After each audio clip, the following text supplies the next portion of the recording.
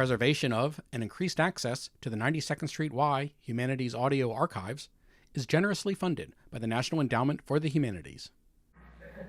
Since I was introduced as the despairing optimist, I might give you an idea of how I came to invent this phrase under which I write a column in every issue of the American Scholar.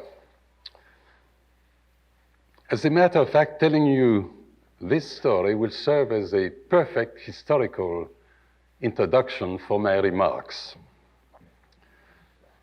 In 1575, in other words, exactly 400 years ago, a great French scholar of the time wrote a book which was immensely influential in Europe, and in which he demonstrated to his satisfaction that the enormous upheavals in Europe at that time, all the scientific discoveries, all the changes in political structure, all the religious wars, prepared Europe for an era of disorder. And practically all of the book is dedicated to the problems that all Europeans are going to face for the rest of the world, assuming that Europe can survive. But then at the end of the book, the author says, yes, there are all those upheavals, there are all those difficulties that we face, but after all, perhaps this is preparing the ground for a new state of affairs, for a new phase in the history of civilization, and at that time, for him, civilization was Europe.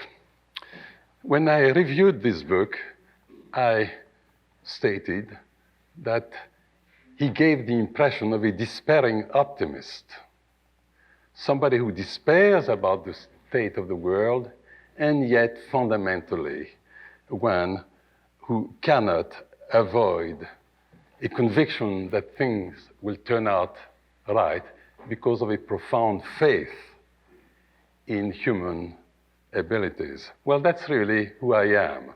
I'm a person very much aware, intensely, acutely aware of all the problems that we face, but one who has an enormous faith in human beings. And tonight I have decided to emphasize the faith aspect of our situation, but so as to convince you that I'm aware of problems, I shall at least read one paragraph which could be extended for 10 lectures, but this paragraph will suffice. The earth will be overcrowded and its resources exhausted. We all believe that. Pollution will ruin the environment, upset the climate, dim vision, rot our lungs. We all have talked that way. The gap in living standards between the rich and the poor will widen. It will exacerbate international tensions.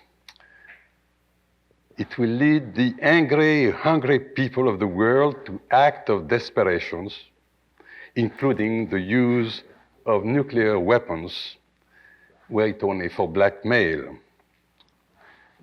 Now, I could go on that way, but no use my doing it because you read it every day, and you have been reading every day for the past 10 years.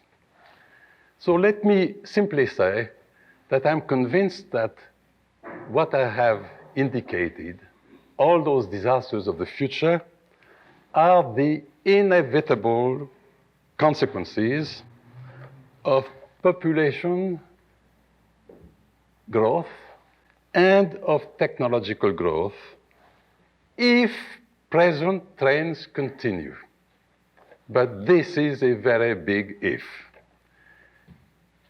And my intention is to point to you the reasons that I see, in a very objective manner, I believe, that convince me that present trends will not continue, and that everything that's being predicted will not come to pass.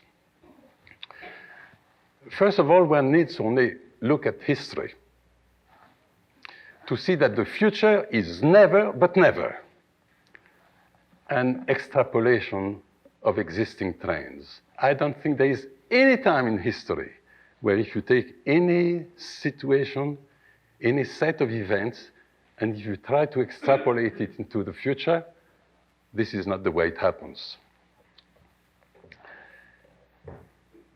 Let me start to restate this in a sort of biological jargon. We are animals, and we know that animals have no chance to escape from the trends of biological evolution. When an animal species, as well as a plant species, is engaged in a certain evolutionary trend, there is no going back. There is no retreat from an evolutionary trend. But human beings differ from animals in a very fundamental way. What determines our history is no longer biological evolution, which has practically ceased in human beings. It is social evolution. And social evolution implies all sorts of freedoms. Social evolution is completely under the control of the human mind. We may do things wrong, but we have the freedom to do them wrong. And because we have the freedom of social evolution, we can even reverse trends, which can never happen in biological evolution. So the first message that I want to communicate to you is that as far as human beings are concerned, trend is not destiny. We can reverse any trend, and we have repeatedly in the past reversed all sorts of trends. Now, the reversal of trends, which has occurred throughout history, has become even very much easier now because modern societies, all of them, have begun to anticipate the dangers that threaten them. They have begun also to take steps to minimize the effects of future upheavals if they cannot prevent these upheavals. Now, to see this statement in a more factual light, let me give you a few examples. And I'm going to select examples only of our time, examples that most of you, all of you, are familiar with. Let me start with a medical example because obviously this is the area in which I have the greatest technical competence.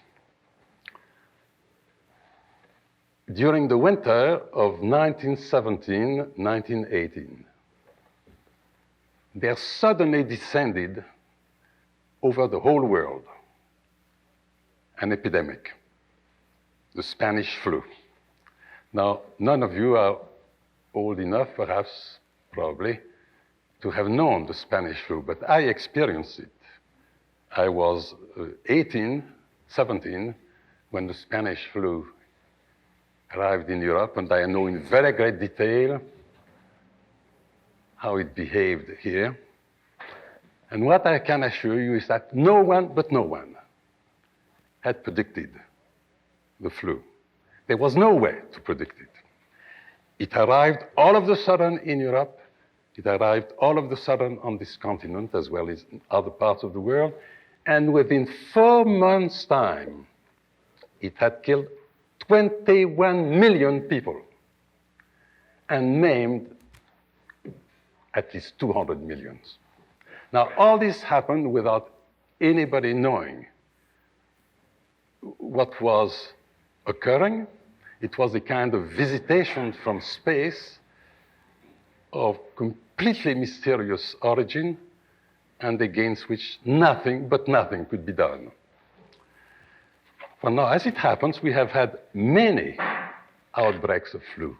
Not many, but several international outbreaks of flu since that time. But the difference is that now, as soon as a new strain of influenza appears anywhere in the world, we know how to spot it even before the spread has really begun. We hear that in Hong Kong there is a new strain of flu. We get ready for the Hong Kong flu, and through all sorts of techniques, not all of them very effective, but all of them useful, we manage to tone down, if I may say, the virulence of the flu. So that I would predict that we will never again experience the equivalent of the Spanish flu, because we can spot it before it spreads, we can do something about it. Let me now, after considering this example, restate the problem in a more general way. During the past 10 or 15 years, as you all know, one of the most fashionable intellectual games has been to imagine the symptoms of future shock.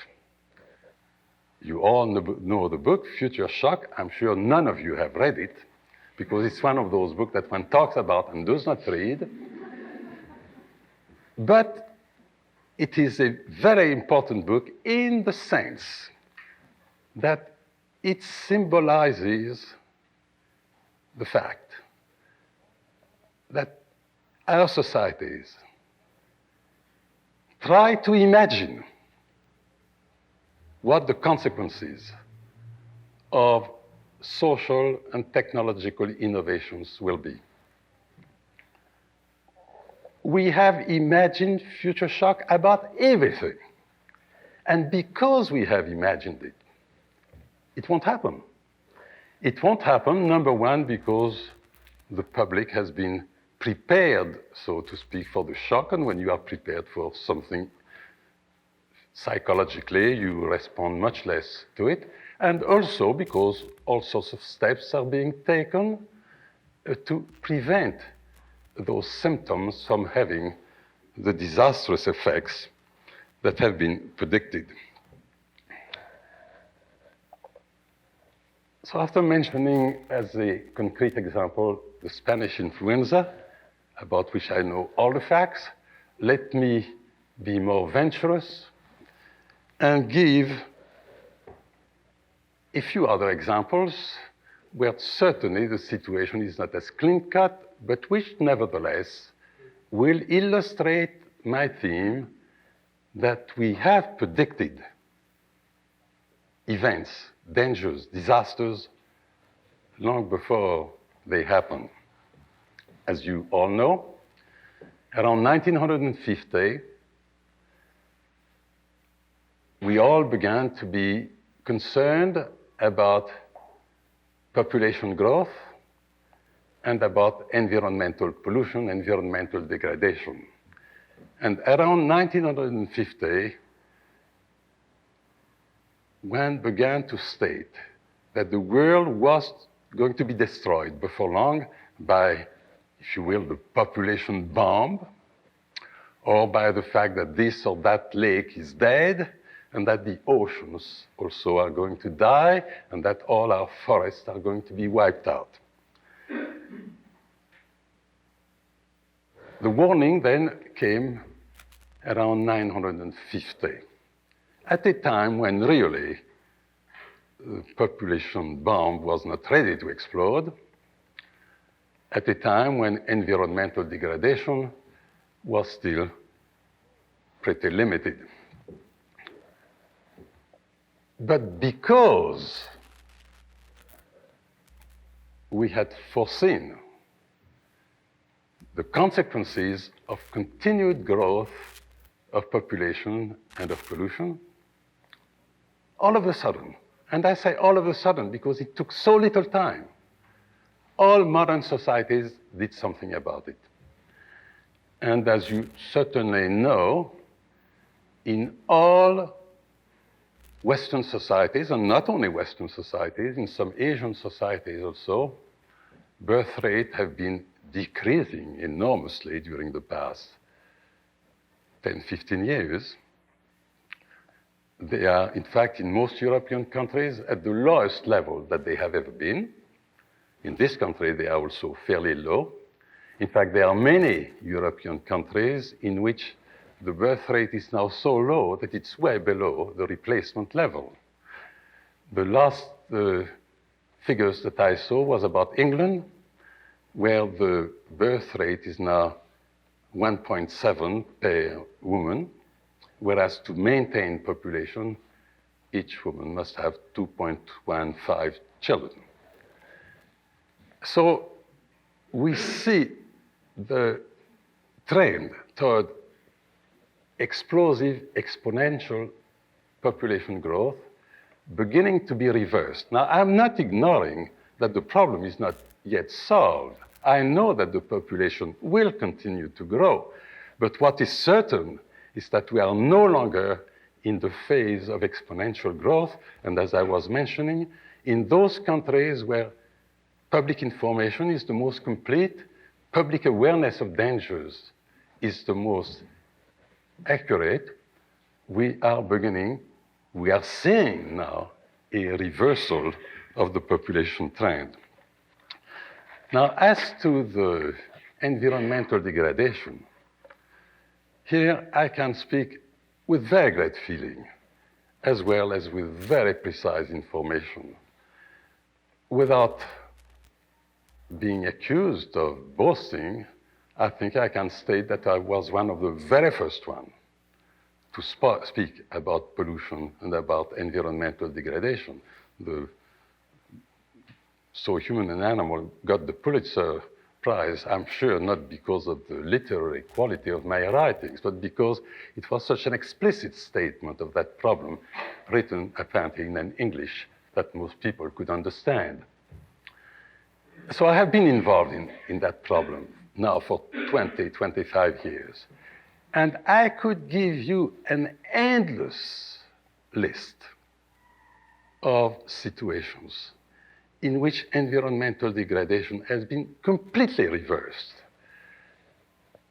I shall give you a specific one of which I'm very fond because it relates to a part of the country that I like very much, namely in the Northwest. When I came to this country, at the very beginning, I went to the Northwest, fell in love with it, and I've returned to Oregon and Washington State a good many times. And I saw in the city of Seattle one of the most beautiful lakes of this country, namely Lake Washington, which is adjacent to the city of Seattle, being considered a dead lake because of industrial pollution and pollution by domestic effluents. Well, about 10, 11 years ago, when the environment movement began, the people of the city of Seattle organized themselves to control pollution of Washington Lake. And now, as anyone knows who has looked into the situation, Washington Lake is in a much better situation than it ever was at any time.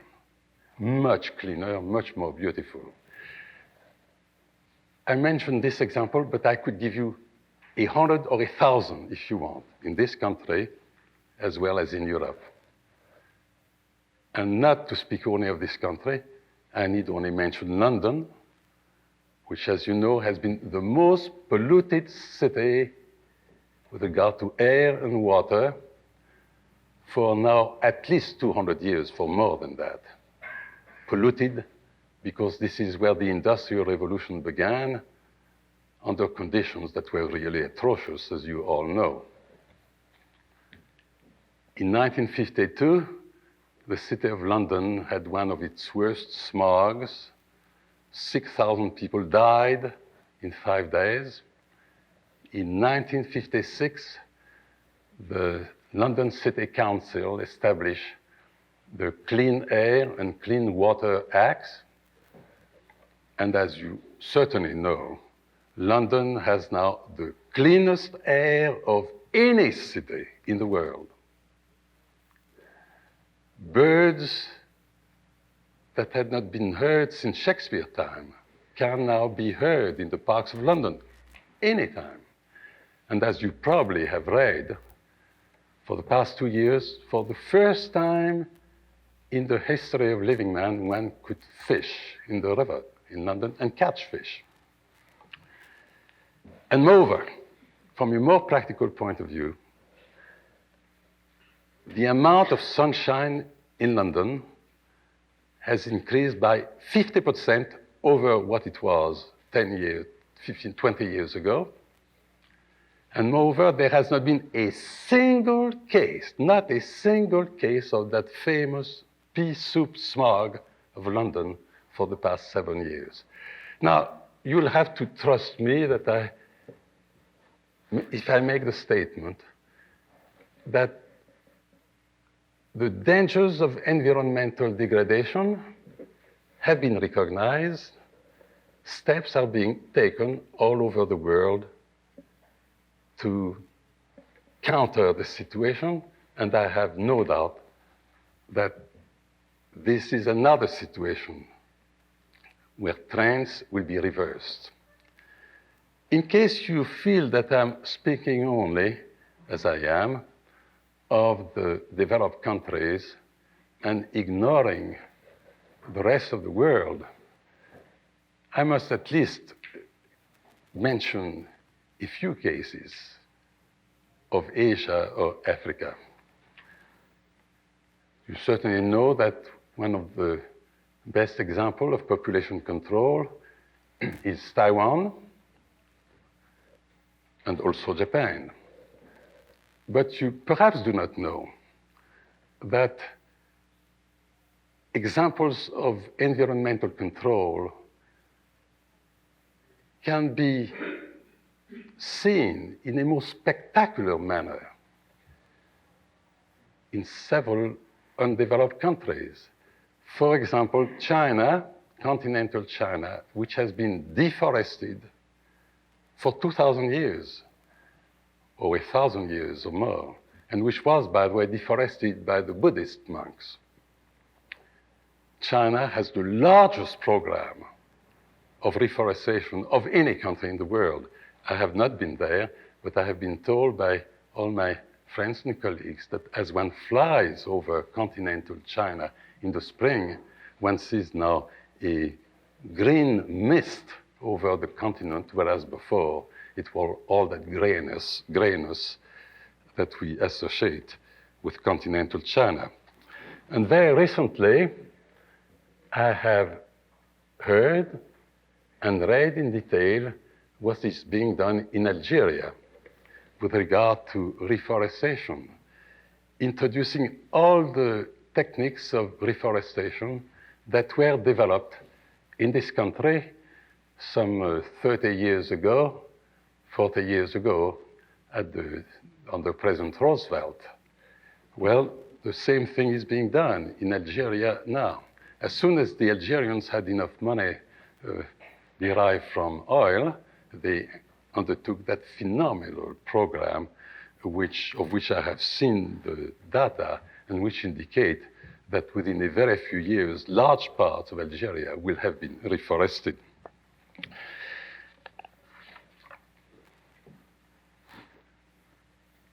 I should obviously speak also about the urban problem.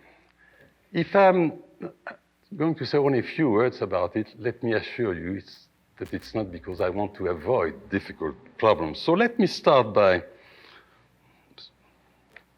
situations that you can see with your own eyes. All over the world, as we know, urban agglomerations are in a state of crisis. That's obvious enough, not only in New York City. But if you travel a great deal, and you don't have to travel very far either, you discover that everywhere in the world, cities are beginning to rediscover the charm of their ancient buildings, the charm of their ancient traditions. If you will, go to Charleston, South Carolina, where one of the most spectacular examples of recreating old sections is being developed. But what I'm saying about Charleston, I could say about so many other cities in this country and in Europe.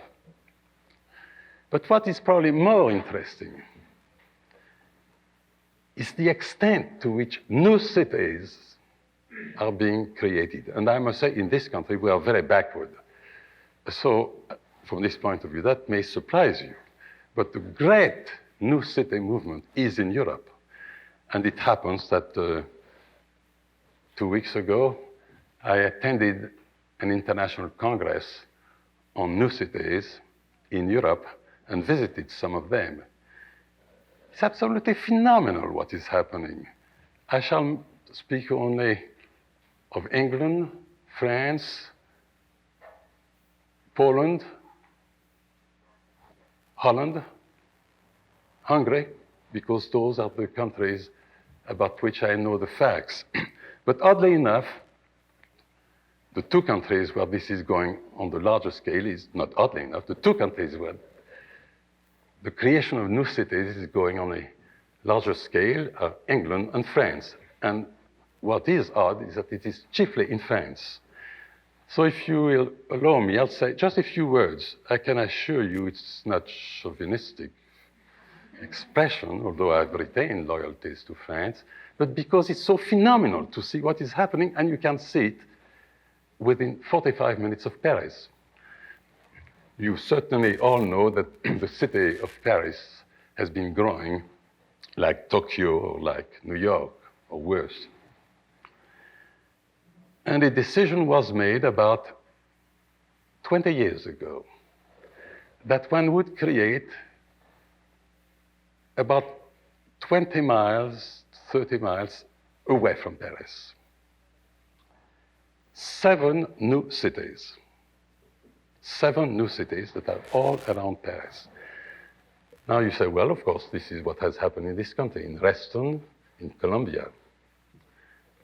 There's a difference. And that's, if I emphasize this difference, is to illustrate to you how rapidly, contrary to what one says, our societies learn and act. As you know, the great limitation to Reston and Colombia, which are otherwise, from the architectural point of view, very attractive places, the limitation is that people go there to sleep and go to work in Baltimore or in Washington. They are dormitory cities. Well, in England, in Poland, in Hungary, and in France, the decision was made to first create employment, to bring all the facilities, highways, means of transportation, ways of disposal of garbage, electricity, anything you want, to establish a few industries, and only then to let the cities develop fully. So that what you can see in England, where it has been going on now for 25 years, in France, where it has been going on for 10, 15 years, a beginning of cities which are only at the present time 40 to 50,000 people, but in which 2/3 of the population already work right there, and which are so designed that they will reach about 400,000 within 20 or 30 years. Now, I'm not defending the merits of the program. What I want to give you here is an illustration of something really very new in the history of mankind. Anticipating problem, developing means to control those problems before the situation has reached a catastrophic level. So the part of my message here is that one of the reasons that keeps me from being as pessimistic as most of my colleagues, probably as most of you are, everybody is pessimistic, is that I'm impressed by moving around the world, functioning among practical people as I do now. I'm impressed with the rapidity with which we can reverse trends.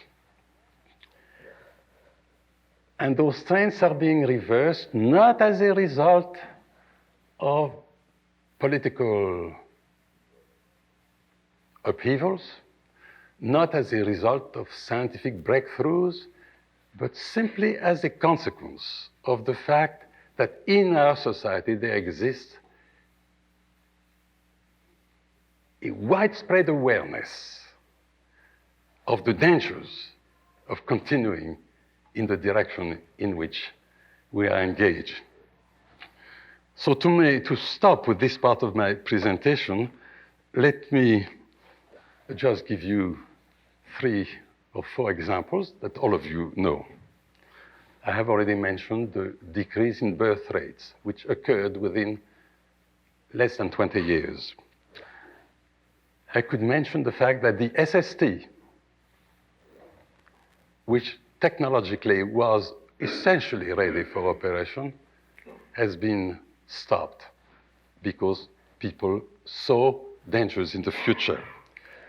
I could mention the partial banning of pesticides, not only DDT, but many other pesticides. And I could mention the complete rethinking of our ways to produce and to use energy. And in case I do not have time to go on with my argument, let me pick up this aspect of the problem, because it's so timely, so crucial to our future. About 15 years ago, we became aware of the fact that our resources in energy were going to run out. Not immediately, 50 years, 100 years, 200 years.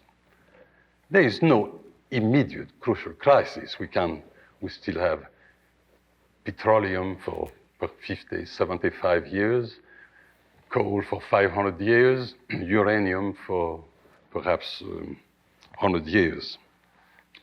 But nevertheless, what we know is that there are limits. We'll have to stop. And long before we are compelled to stop, you begin to see in all the developed countries, without exception, a fantastic amount of research, both at the purely scientific level as well as at the purely technological levels, research in new procedures for creating energy and for using energy in a more effective manner. I'm going to speak about creating energy because we are in it now. It involves decisions that we are making right now. And it illustrates in the most spectacular manner how rapid changes can occur.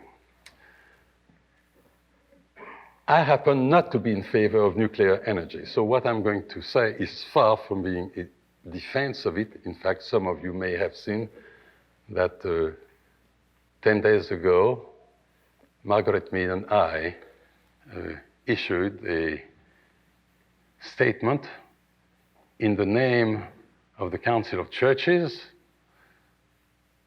opposing the breeder reactor. But nevertheless, some 15, 20 years ago, when it became obvious that eventually we would run out of fossil fuel, all countries in the world, developed countries, began a program of research in nuclear energy, because at that time everybody was convinced that this was the solution of the problem. Then one realized that uranium was not going to last that long either, perhaps 100, 150 years. So one developed the technique of the breeder reactor, which, as you probably know, generates plutonium, generates nuclear fuel at the very time that it provides energy. That appeared to be the ultimate solution, to such an extent that until last year, all the advanced governments of the world, in this country, in England, in France, in Germany, in Japan, were completely committed to the development of the breeder reactor. If you look at the budget, federal budget for the United States last year, 95% of the research budget for energy was allocated to the development of the breeder reactor. But then some 7, 8 years ago, one began to realize that there were enormous potential dangers for the future in the breeder reactor, in the sense that, as you know, the technique implies the accumulation of plutonium, which is the most dangerous substance that has ever appeared on the surface of the Earth. It took a little time to convey the immediacy of this danger to the general public. It took a little time to convince many scientists of the danger, but the fact is that within the past 3 or 4 years, awareness of the danger has become very general, to such an extent that last year, for the first time, one is beginning to see all over the world a change of attitude with regard to the development of energy, saying, no, the breeder is not the solution, not because it cannot bring us the energy we need, but because it implies dangers for generations to come. And because of that, you are seeing now a complete redeployment of the scientific and technological apparatus to search for new energy, for example, fission, which most people feel will not be as dangerous, or solar energy, or wind energy, or geothermal energy, all those processes for which there is a very great likelihood that within 20, 30 years, a solution will be obtained that will provide us with the amount of energy that we need when the crisis comes, namely when the fossil fuels are exhausted.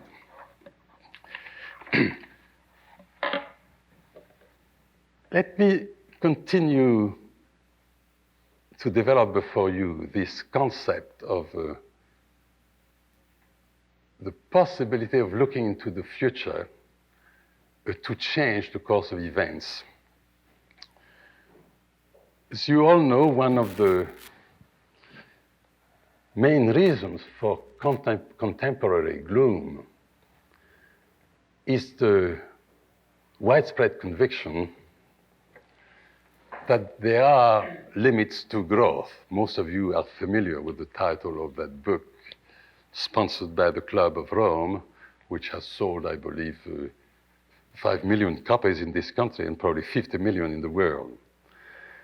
The theme of the book, Limits to Growth, is that there are inherent limits to the development of mankind, inherent population growth, of course, but also due to the fact that resources are limited, natural resources are limited, that soon enough we'll have exhausted the natural resources of the world. In my opinion, this is an erroneous conclusion. And I can assure you that what I'm going to say now is not the opinion of most people, although I do my best to convince as many people as I can of my own belief. And let me start with a statement that sounds paradoxical. I do not believe that there are any natural resources. There exists nowhere in the world a natural resource. What we call natural resource is always some kind of raw material which has been completely transformed by human beings toward a specific goal. I'll have to be satisfied with giving 2 or 3 examples. Aluminum, most people think, is a very important natural resource, one essential to all of our technologies. Well, do you know that aluminum was not known until the turn of the century? The ore, bauxite, has been immensely abundant on the surface of the earth since the beginning of time, for billions of years. But it's only when techniques, chemical knowledge, was developed at the turn of the century to separate aluminum, the metal, from bauxite, that aluminum became a resource.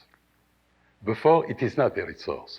Now, I could take before you each and every one of the substances that one calls resource, and show that in every case, it's something that has been man-made out of raw material. Now you will say, and everybody says, I know, I have defended this view often enough to know what one objects. So you certainly cannot say that about agricultural land. Well, it happens that agricultural land is the best example of it. There is no agricultural land in nature, period. All of Europe, practically all of Asia, a large part of this country was covered by forest and by marshes. All the plants that we use, without exception, are all sun-loving plants, none of which can grow under natural conditions. All the farmlands of Europe, all the farmlands of this country, as well as of Asia, have been created by human effort. Now, if you will, look at England. England, even at the time of Caesar, was still completely covered by trees and marshes. This is one of the reasons that Caesar couldn't penetrate England. England was made into what we know during the medieval time, chiefly under the guidance of the Benedictine monks. But let's limit ourselves to this country. The whole eastern part of the country was, of course, covered by forest. We all know that. What an immense labor it was to create the Pennsylvania Dutch country, if you will, which only 200 years ago was still completely covered by trees. The whole region of the plains could not be used for farming until there was developed that famous tool which should be in every museum in America, the plow that broke the plain. You know, that marvelous phrase, the plow that broke the plain. Extraordinary technology. And only after that does it become agricultural land. Deserts have to be irrigated, marshes have to be drained. There is not one bit of agricultural land anywhere in the world which is not a creation of man. Now, I can only convey to you my conviction based both on a fair knowledge of history and based also on a fair knowledge of science, that there is no indication that the human mind is not today as inventive as it has been since the Stone Age, and I have no doubt that we will continue to create resources as we need them, and I will even go beyond that. I will say that each generation has to create its own resources, as well, by the way, as its own sources of energy. Just a bit of 100,000 years history in 1 minute. So the concept of growth seems to me something that has to be entirely redefined. Growth is not just continuing doing more and more of the same of what we have been doing since the beginning of the Industrial Revolution. If that's what growth is, then there is no doubt we are done for. It's not possible. We cannot last another century. Growth means an evolutionary change. Evolutionary change with regard to the resources we create, with regard also to the goals that we have when we develop those resources. And here, I could take another lecture and many other lectures to point to you the beginning of a change in the goals of our societies. It's not an accident that all that talk about a less consumptive society began about 1 or 2 decades ago. It corresponds to the fact that we are beginning to realize that just making more stuff does not make people happier and healthier. That there has to be a qualitative change in our growth. Since I cannot discuss that this evening, although I'll be glad to discuss it if you ask questions, I will end by quoting one example which I have found of immense theoretical and practical importance, one that I have lived through and that some of you have lived through. In 1937, the city of Chicago celebrated its 100th anniversary. And on that occasion, the city of Chicago had a World Fair. Some of you, probably you are not old enough, but I did see the Chicago World's Fair. The Chicago World's Fair was entirely dedicated in 1933 to the achievements of scientific technology, with the affirmation that this was the solution of all problems of mankind. And when I began to interest myself in this problem, I succeeded in obtaining the guidebook to the Chicago World Fair. And I shall just read to you 2 sentences from this guidebook. Science finds, industry applies, man conforms, individuals, groups, entire races of men fall into step with science and industry. Now, ladies and gentlemen, I bet you 1,000 to 1, 100,000 to 1 that nobody but nobody would dare write this today. Nobody would dare say that man must conform to technological imperatives. Nobody would dare say that man must fall in step with industry. Not that we have solved our problem, but we know that this is not what we must not do. That what we must do is to learn to redesign our whole technological and social enterprise so that it conforms to human being instead of the man conforming to technology. So my conclusion is that we are coming to the end of purely quantitative growth. but it will be replaced by qualitative growth. And to qualitative growth, there are no limits. There are no limits because, in my judgment, social evolution is much more inventive than biological evolution, and it is much more creative of sources, of natural resources that are really valuable for human existence. Thank you.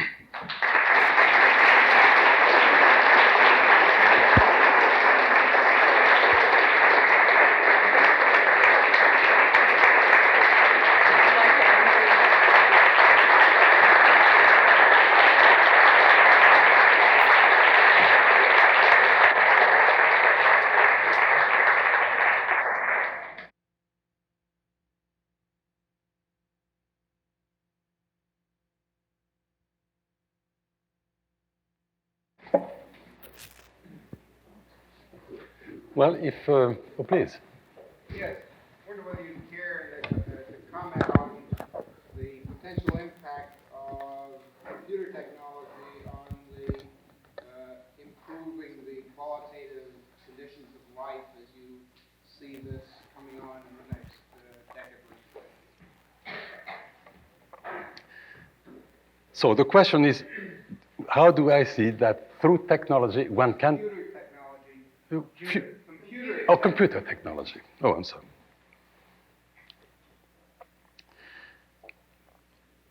I happen not to believe that, as many people do, that human life is going to be profoundly changed by computer technology. But well, let me start in another way. Seemingly, I'm going to start far from your question, but I'm coming to it. I think one of the profound tendencies, one that cannot be escaped, of all forms of evolution, whether biological or social, is a differentiation. For example, in biological evolution, we start from a single cell and we end up with hands, feet, brain, stomach, liver, and whatnot. In social evolution, we see all sorts of nations achieving some kind of independence, even within nations, provinces trying to affirm their identity. In other words, a continuous process of differentiation. Now, if you take only this, you end up with the feeling that there will be a complete disintegration of life.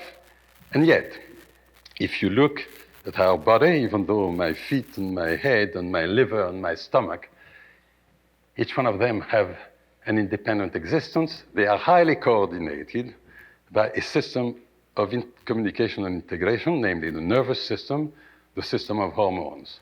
Well, now, to answer your question, my belief is that there will be an increasing amount of differentiation between groups of people with regard to occupations, with regard to taste, with regard to ways of life. But along with it, there will be, and there is beginning to be, the creation of a multiplicity of coordinating, integrating structures which make for relation between parts.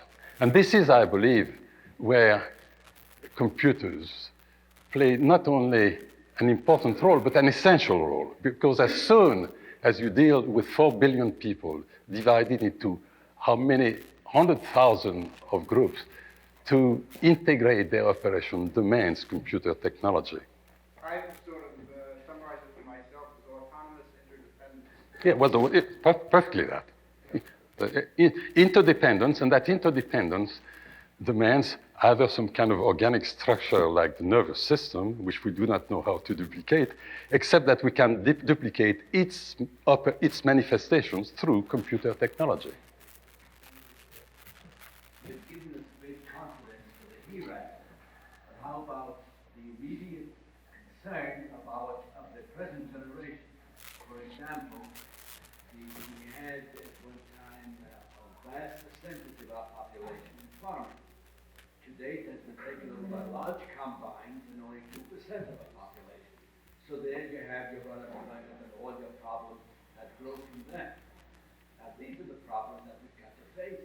The greater units having control, and the man must follow. He's got his fall in step with the life. By the way, I think it's completely the fact as you state them with regard to agriculture are right in a crude way, but they are wrong when you look at them more closely. You said that now 2% of people can create all the food we want, but they can do that because such an enormous number of people are engaged in manufacturing tractors, synthesizing, producing fertilizers, and engaging in all sorts of other activities. So in reality, the number of people that serve agriculture is very much greater than the 2% of which one speaks. My suspicion is that of the order of 20, 25%. But the other part of your question is resulting in unemployment.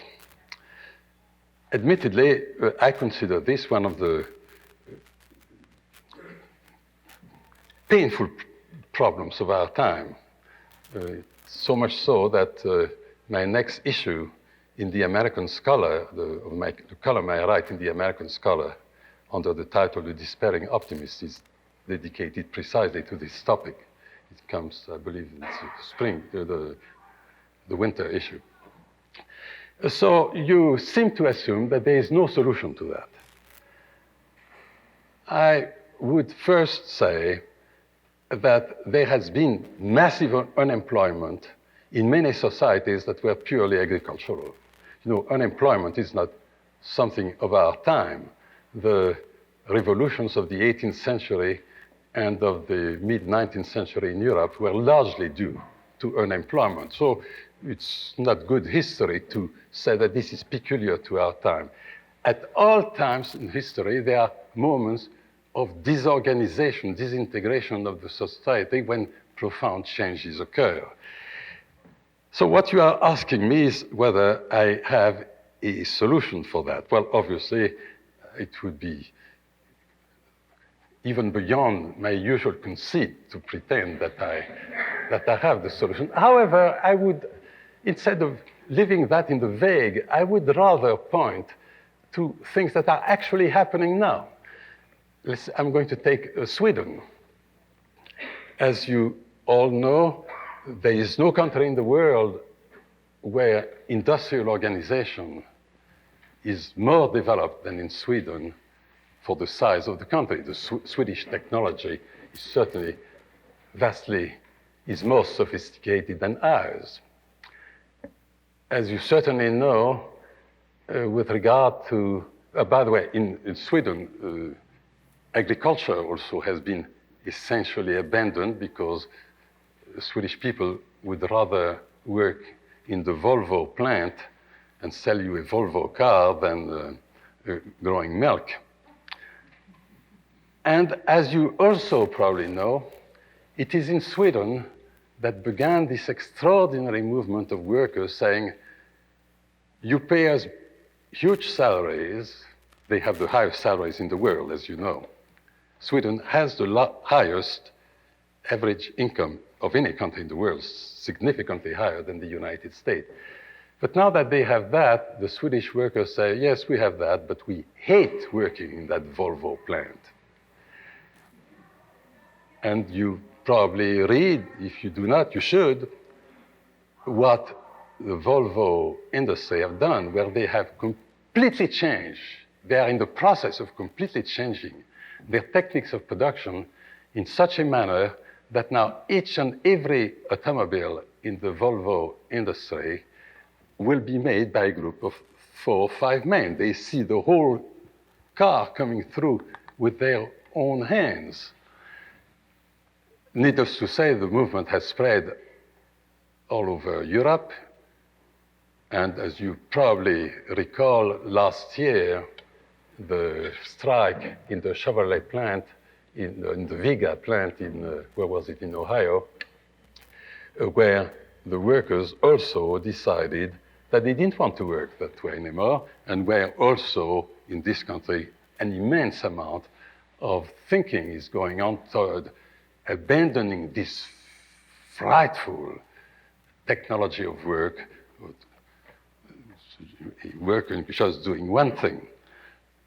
So what you use the phrase one generation. Now, one generation is about 25, 30 years. The only thing I can say, and admittedly, I'm not going to be able, yes, I have enough confidence in myself that I'll live another 25 years. I've given myself a goal to live to 100, so I'll say that. I think the problem of which you speak is so much in the mind of everybody that redesigning workloads in a manner that means interesting or at least acceptable work for each individual worker will become one of those essential goals of which I spoke, which will demand a shift from taking quantitative growth as a criterion, shifting from that to qualitative growth, which takes the satisfaction of the individual human being and of the worker as its criterion. Admittedly, we have run into this problem of which you speak only during the past 10 years, and it is being discussed so intensely that if I judge from what has happened in the past, it takes about one generation to solve it. So you gave me one generation. I thank you. I think that's plenty of time to do it.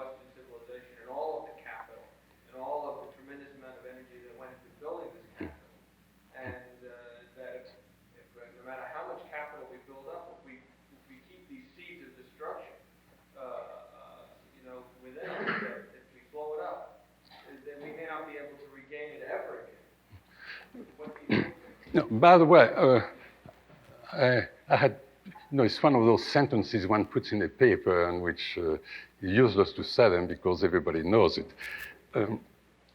It's obvious that if we destroy ourselves with nuclear warfare, everything I say is useless. So I have nothing to say about that, except for one thing. So I grant you this. If we engage in any kind of nuclear warfare, the damage would be so phenomenal that what I say is irrelevant. However,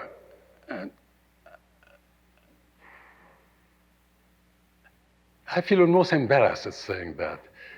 I feel almost embarrassed at saying it because some of you might gain the impression that I'm not sufficiently worried about nuclear warfare, and certainly I am.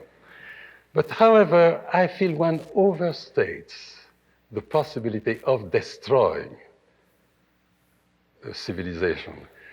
And the only justification I can present for this statement is to give a few examples, some far in the past, some almost of our times. I'll start with the one of our times, so a little before our times, namely 1880, the Krakatoa volcanic eruption. As you probably know, the Krakatoa volcanic eruption was of such fantastic magnitude that one has calculated its equivalence in terms of hydrogen bomb, and it's 1,000 or 10,000 hydrogen bombs. The figures are available. The explosion was so fantastic that it destroyed life for about 100 miles around. Everything was destroyed, and the Krakatoa island itself was practically wiped out. In the Dutch Indies, not too far from Java. Look, you can look in any diction, in any encyclopedia, you'll see 10 pages about the Krakatoa. Krakatoa, Krakatoa. Well, no, so my point is that everybody, and by the way, all those islands around were covered with a layer of lava of several feet. Everybody thought that had been completely destroyed forever. But one did not do anything about it. But one has followed from year to year what happened to these islands. And today I'm told, I've never been there, but I'm told that you cannot tell them from the other islands of that part of the world. But now let me go to one that I have seen, namely Centauri, the island of Centauri in Greece. Now this one, anybody who knows Greece knows that it's one of the most beautiful, extraordinary island of Greece. The reason I mention it is that the island, with its very peculiar shape, was created by the greatest volcanic eruption in the history of the Earth that one knows. It occurred, was it 2,500 years ago, wasn't it? It was so powerful that it is the explosion that completely destroyed the civilization of Crete. You know, one had often wondered, why did the Cretan civilization stop suddenly? One knows now that it was the explosion in Centauri. What's the other name for Centauri, Gene? Well, anyway, it has a Greek name. Some people know it better under the Greek name. Santorini, not Centauri, Santorini. Thanks for listening. For more information on the 92nd Street Y, New York, and all of our programs, please visit us at 92ny.org.